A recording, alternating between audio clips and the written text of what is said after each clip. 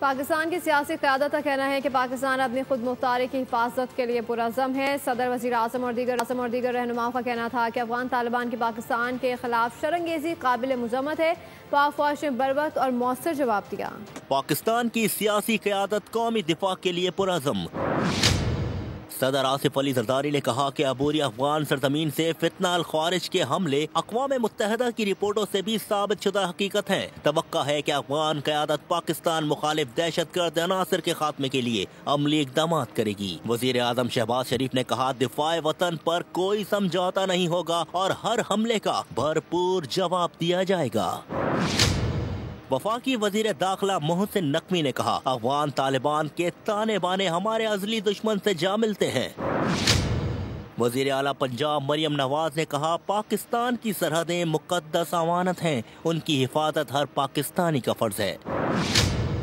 Governor Sindh Kamran ڈیسوری نے پاک فوج کی محتاط جوابی کارروائی کو افغان طالبان کے لیے سبق قرار دیا۔ وزیر اعظم کے مشیر رانا ثناء اللہ نے کہا قوم کو اپنی مسلح افواج کی بہادری پر فخر ہے۔ چیئرمین پاکستان علماء کونسل طاہر اشرفی کا کہنا تھا پاکستان اپنی کارروائی میں حق بجانب ہے۔ سبسکرائب کریں اور بیل دبائیں تاکہ کوئی خبر رہ نہ جائے۔